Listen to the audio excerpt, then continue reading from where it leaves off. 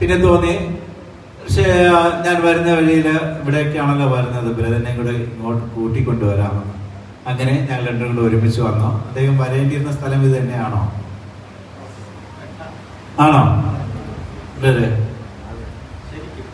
വന്ന് ഇവിടെ കേട്ട ആദ്യ ഗാനത്തിലെ വരികൾ മുതൽ പിന്നീടുള്ള വചനത്തിന് നൽകിയ ഈ ചിന്തനങ്ങളും ധ്യാനവും അഭിഷേക പ്രാർത്ഥനയും ഒക്കെ അദ്ദേഹത്തിന് വേണ്ടി കൂടെ, അല്ലെങ്കിൽ അദ്ദേഹത്തിന് വേണ്ടി തയ്യാറാക്കിയിരുന്ന, ദൈവം കരുതിയിരുന്ന കാര്യങ്ങളാണ് എന്ന് ബോധ്യപ്പെടുത്തുന്ന കാര്യങ്ങളാണ്. നമുക്ക് ദൈവത്തെ സ്തുതിക്കാം, അദ്ദേഹത്തിന് മഹത്വപ്പെടുത്തുന്ന കൈയടിക്കാം. അദ്ദേഹത്തിന് വേണ്ടി നമുക്ക് നന്ദി പറയാം.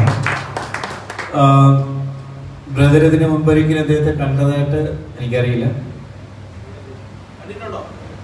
അദ്ദേഹത്തിന്റെ യഥാർത്ഥ ആവശ്യം, ഇപ്പോഴുള്ള ആവശ്യം എന്തെന്നാ ദൈവം വെളിപ്പെടുത്തി കൊടുക്കുകയും അതിനുവേണ്ടി പ്രാർത്ഥിക്കുകയും റജിയെ നോക്കി ദൈവം ഈ ഭാരം എടുത്തു മാറ്റുന്നു, നീ അനുഗ്രഹിക്കപ്പെട്ട് മടങ്ങി പോകും എന്ന് പറയുവാനായിട്ട് ഇടയായെങ്കിലാണ് അത് ദൈവത്തിന്റെ അത്ഭുതകരമായ ഒരു വെളിപ്പെടുത്തലാണ് എന്ന് കരുതുന്നു.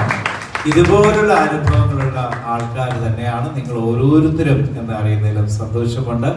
ആ കൂട്ടത്തില് വീണ്ടും ഒരാളെ കൂടി ദൈവം കൂട്ടിച്ചേർത്തിരിക്കുന്നു എന്നതാണ് ഒരുപക്ഷെ ഈ സായനത്തിന്റെ വലിയ ഒരു അനുഗ്രഹമെന്ന് തോന്നുന്നത്. തീർച്ചയായിട്ടും ഇന്ന് വചനവിചിന്തനത്തിലൂടെ നമുക്ക് നൽകപ്പെട്ട ആ സന്ദേശം, വിശ്വാസത്തിൽ ഉറച്ചു നിൽക്കുക. തീർച്ചയായും നിനക്ക് ഒരുപാട് പീഡനങ്ങളിലൂടെ ആയിരിക്കാം ആ വിശ്വാസത്തിൽ വളരുവാനും നിലനിൽക്കുവാനും സാധിക്കുന്നത്. വിശ്വസിക്കുമ്പോഴും വിശ്വാസിയായി ജീവിക്കുവാൻ പരിശ്രമിക്കുമ്പോഴും ഈ പീഡനങ്ങളും തടസ്സങ്ങളും കഷ്ടപ്പാടുകളും ഒന്നും പൂർണ്ണമായും എടുത്തു മാറ്റപ്പെടുന്നില്ല.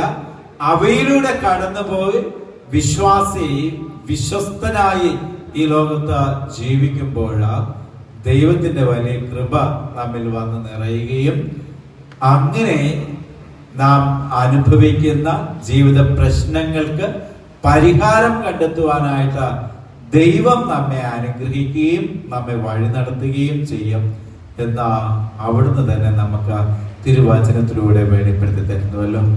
വിശ്വാസത്തോടുകൂടി ആ വചനം നമുക്ക് ഏറ്റെടുക്കാം. നാം ആരും നശിച്ചു പോകുവാൻ ദൈവം ആഗ്രഹിക്കുന്നില്ല. എല്ലാം നന്മയ്ക്കായി തീർക്കുന്ന നല്ല ദൈവം ഒന്നും നമുക്ക് ദോഷമായി ഭവിക്കുവാൻ അനുവദിക്കുകയില്ല. ഉറപ്പിച്ച് വിശ്വസിക്കാം, ഉറച്ചു വിശ്വസിക്കാം നമുക്ക് ദൈവത്തിന്റെ ഈ വചനത്തെ. നാം ആരും നശിക്കുവാൻ അവിടുന്ന് ആഗ്രഹിക്കുന്നില്ല. നമുക്കൊരു പുതിയ ജീവിതം നൽകുവാൻ ദൈവം ആഗ്രഹിക്കുന്നു. അതുകൊണ്ടാണ് ഈ കഷ്ട